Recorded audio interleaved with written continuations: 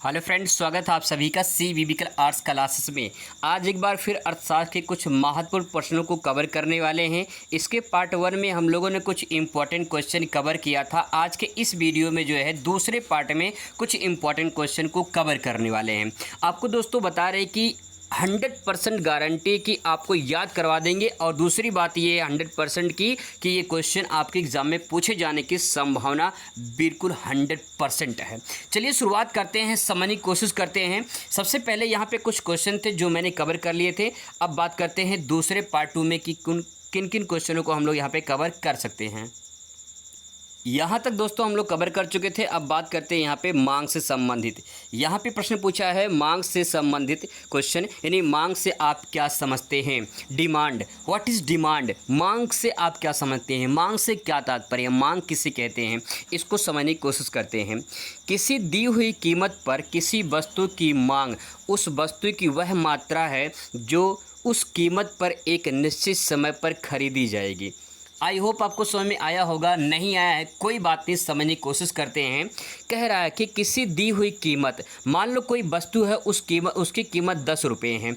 किसी वस्तु की मांग, मान लो कोई वस्तु है, उस वस्तु की कीमत 10 रुपये है। अब जितनी उसकी मांग होगी, ठीक है, जितनी उसकी डिमांड होगी, उस वस्तु की वह मात्रा जितनी मांग होगी। मान लो एक वस्तु है जिसकी कीमत 10 रुपये है, और इसको मान लो कि जो है 100 लोग इसको मांग रहे हैं, इसकी डिमांड है 100 लोगों की, तो उस कीमत पर एक निश्चित समय पर खरीदी जाएगी। यानी जो 100 लोग की मांग है, इस 10 रुपये कीमत पर 100 व्यक्ति इस वस्तु को मांग रहे हैं, तो जितनी मात्रा खरीदी जाएगी वो क्या कहलाएगी, मांग कहलाएगी। ठीक है। अब यहाँ पे एक बात और समझने की कोशिश करते हैं। जैसे मान लो कपड़ा है, ठीक है, जैसे मान लो कपड़ा है, ठीक है, कोई एक कपड़ा है। अब इस कपड़े के लिए मान लो 100 लोग जो हैं डिमांड कर रहे हैं कि भैया जो हमको यही कपड़ा चाहिए, ये कपड़ा अच्छा लग रहा है, ठीक है। अगर 100 लोग डिमांड कर रहे हैं, और वही मान लेते हैं कोई एक कपड़ा और है, ठीक है, कोई लो क्वालिटी का कपड़ा है मान लेते हैं, इसको मान लेते हैं कि जो है इसको 10 लोग ही डिमांड कर रहे हैं। तो यहाँ पे देखिए मांग कितना है, यहाँ पे मांग कम है, यहाँ पे मांग कितना है, कम है, लेकिन यहाँ मांग कितना है, ज़्यादा है। तो जिस वस्तु को डिमांड ज़्यादा हो रही है, जिस कीमत पे हो रही है, उसी को क्या कहेंगे, उसी को मांग कहेंगे। ठीक है। आई होप आपको क्लियर हो चुका होगा। बात करते हैं अगले पॉइंट पर। अगला प्रश्न यहाँ पे है, संयुक्त मांग से क्या अभिप्राय है, या फिर समग्र मांग से क्या समझते हैं। संयुक्त मांग क्या होता है या समग्र मांग क्या होता है, ये जो है क्वेश्चन आपसे पूछ सकता है। तो इसका आंसर कैसे लिखेंगे, इसका आंसर लिखने के लिए आपको यहाँ पे समझना होगा, जब एक आवश्यकता को पूरा करने के लिए अनेक वस्तुओं की मांग एक साथ की जाती है, तो वह संयुक्त या समग्र मांग कहलाती है। फॉर एग्जांपल जैसे मैं बात करूँ शादी की, ठीक है, शादी की, क्या शादी में किसी एक वस्तु की ज़रूरत होती है या कई सारे वस्तु की ज़रूरत होती है। मान लो जिस जगह से जो है बारात जा रही है, तो वहाँ पे गाड़ी के लिए चाहिए, ठीक है, वहाँ पे जो है डीजे चाहिए, वहाँ पे जो है बहुत सारी जो है डेकोरेशन सामान में, जैसे कि मान लो पटाखा वगैरह और जो चीज़ें हैं गाड़ी के सजावटे के लिए, ये सब चाहिए। फिर इसके बाद जहाँ बारात पहुँचेगी, ठीक है, जहाँ बारात पहुँचेगी वहाँ पर भी जयमाल डेकोरेशन के, सजावट के लिए, खाने के लिए कई सारी डिमांड होगी, नहीं होंगी। मतलब एक काम के लिए जब कई सारी चीज़ों को एक साथ मांग की जाए, तो उसे क्या कहेंगे, संयुक्त कहेंगे, संयुक्त डिमांड कहेंगे। क्योंकि संयुक्त का मतलब क्या होता है, कंबाइंड होता है, मिला जुला होना होता है। समग्र का मतलब क्या होता है, समग्र का मतलब बहुत सारी चीज़ों को एक साथ मांगी जा रही है। तो यहाँ पे वही चीज़ है कि एक साथ जो है कई सारी चीज़ों की अगर डिमांड किया जाए तो उसे कहते हैं समग्र या संयुक्त मांग।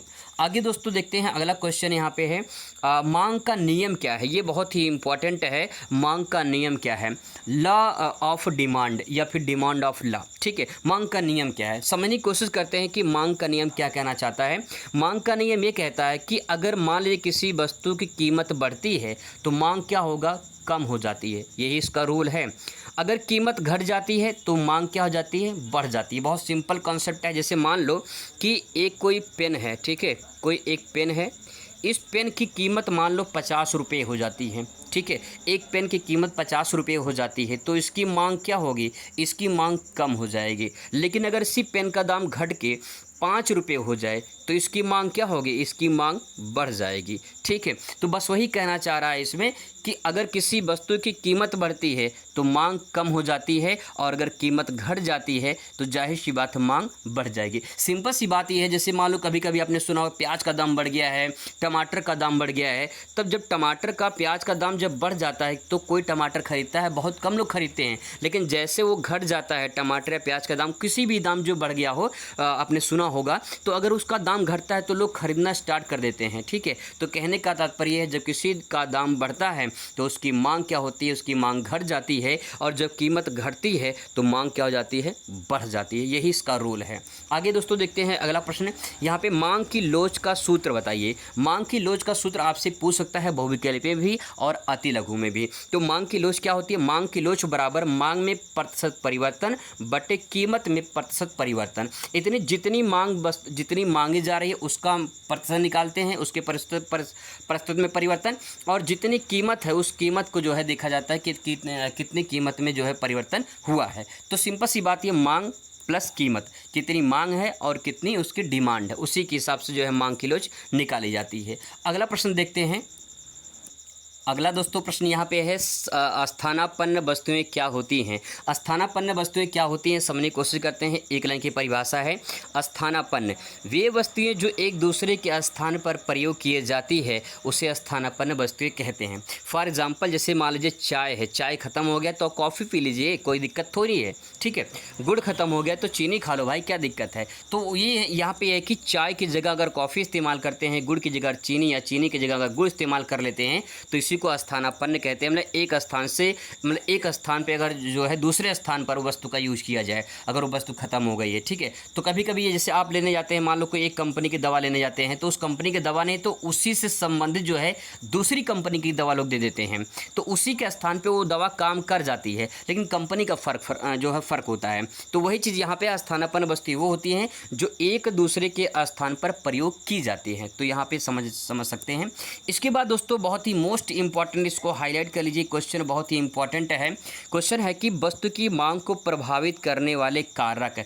ये कारक आपसे पूछा जाएगा कि वस्तु की मांग को प्रभावित करने वाले कारक, तो आप इसमें डायग्राम बना सकते हैं। डायग्राम के माध्यम से अगर आप लिखेंगे बहुत ही अच्छा नंबर मिलेगा, पूरा मैथ की तरह नंबर मिलेगा, और पूरा आपको जो है जो अगर 5 नंबर का तो 5 नंबर भी आपको यहाँ पे मिल जाएगा।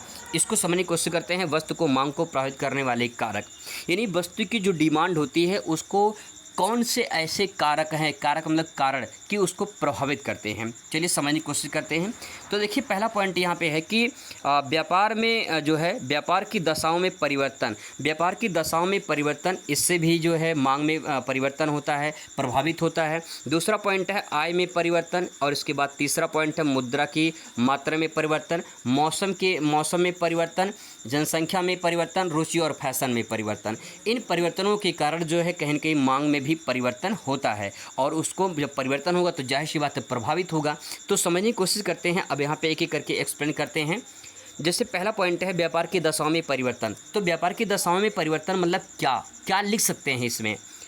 लोगों की आय बढ़ने पर जब वस्तु की कीमत बढ़ती है तो वस्तु की मांग भी बढ़ जाती है, लेकिन आय की कमी होने पर वस्तु की कीमत में कमी हो जाती है, कम होने पर मांग भी कमी हो जाती है। यहाँ पे दोस्तों कहना ये चाह रहा है कि लोगों की जब आय बढ़ती है, जैसे जैसे आय बढ़ेगी, जैसे मान लो आप जो है आप कोई 10,000 की नौकरी कर रहे हैं, ठीक है, 10,000 की नौकरी कर रहे हैं, अगर आपकी आय बढ़कर 50,000 हो जाए, ठीक है, आपकी अगर आय बढ़कर 50,000 हो जाए तो 50,000 बढ़ेगी, आपकी आय बढ़ी है। यहाँ से 10,000 से कितनी आय हुई, 50,000 हुई है।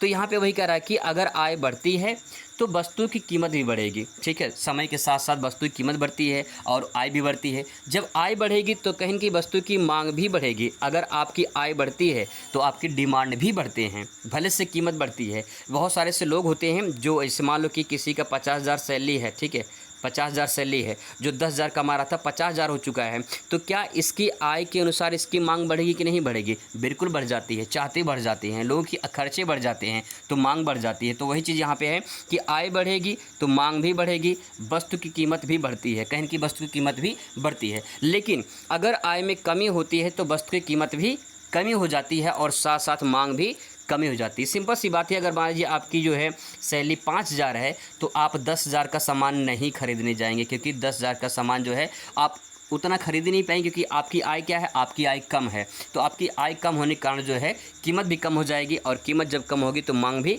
कम हो जाएगी। ये पहला पॉइंट है, इसकी वजह से जो है परिवर्तन होता है। अगला पॉइंट देखते हैं।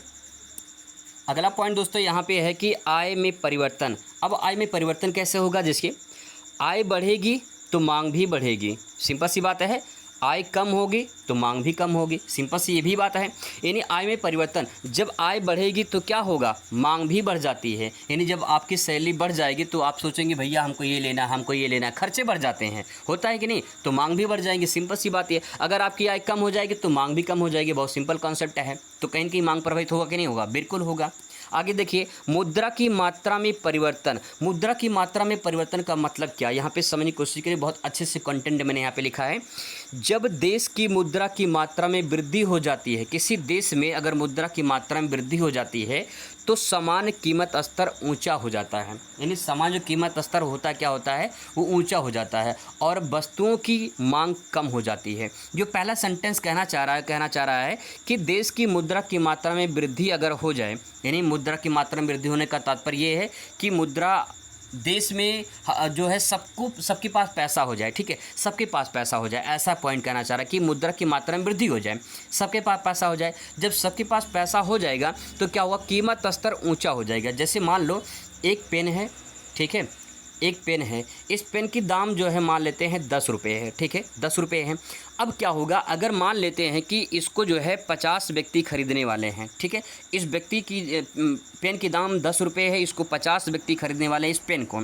तो अगर ये दाम 10 रुपये का है, 50 व्यक्ति इसी पेन को लेने वाले हैं, पेन एक ही है, पेन एक ही है, और इस पेन को 50 लोग लेने वाले हैं, 10 रुपये कीमत है, तो इस पेन का दाम बढ़ जाए, क्योंकि पेन हमारे पास कितना है, एक ही है। तो इस पेन का अगर दाम 10 से कितना हो जाएगा, 50 भी हो सकता है, 100 भी हो सकता है, यानी दाम इसका बढ़ सकता है।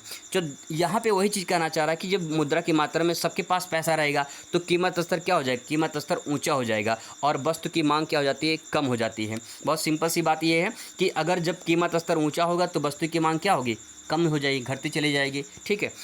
यहाँ पे अगला पॉइंट है, यदि देश की मुद्रा की मात्रा में कमी हो जाती है, यदि देश की मुद्रा की मात्रा में कमी हो जाती है तो समान कीमत स्तर क्या होता है, वो गिर जाता है और वस्तु की मांग क्या हो जाती है, बढ़ जाती है। यानी कहने का तात्पर्य ये है कि जब मुद्रा की मात्रा कम हो जाती है, किसी पास पैसा नहीं है, ठीक है, तो क्या होगा, पैसा नहीं है लेकिन कीमत स्तर क्या हो जाएगा, गिर जाएगा। तो जब पैसा ही नहीं तो वस्तु कोई खरीदेगा नहीं, लेकिन कीमत कहीं न कहीं मांग बढ़ेगी कि नहीं बढ़ेगी, बिल्कुल बढ़ेगी, क्योंकि उस चीज़ को लोगों की आवश्यकता है तो मांग बढ़ जाएगी, ठीक है। ये दूसरा पॉइंट हो जाएगा। अगला पॉइंट देखते हैं यहाँ पे, मौसम में परिवर्तन से मांग में क्या परिवर्तन होगा। देखिए ज़रा, मौसम में परिवर्तन की बात करें, मौसम में परिवर्तन होने से मांग भी प्रभावित होता है।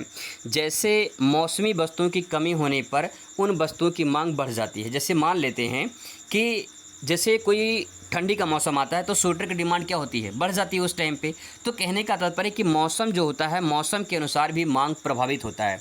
गर्मी में कोई जो है ऊनी कपड़ा खरीदता है, नहीं खरीदता है। तो सिंपल सी बात है, क्या होता है कि मौसम के अनुसार जैसे मौसम आता है, मौसम प्रभावित होता है, कहीं की उसकी कीमत भी कहीं की प्रभावित होती है। अगला पॉइंट देख सकते हैं, जनसंख्या वृद्धि या जनसंख्या में परिवर्तन। अगर जनसंख्या में परिवर्तन की बात करें तो इसमें जो है जनसंख्या में परिवर्तन होने से वस्तुओं की मांग भी बढ़ जाती है। जैसे मान लेते हैं कि किसी क्षेत्र में वहाँ पे जो है 10 लोग थे, ठीक है, उस क्षेत्र में मान लो वहाँ पे 100 लोग हो गए, बढ़कर 100 लोग हो गए। तो 100 लोग होंगे तो 100 लोगों की आवश्यकताएं तो होगी, उन आवश्यकताओं की मांग भी होगी, ठीक है। तो जब जनसंख्या बढ़ेगी तो मांग भी बढ़ेगी, सिंपल सी बात ये है।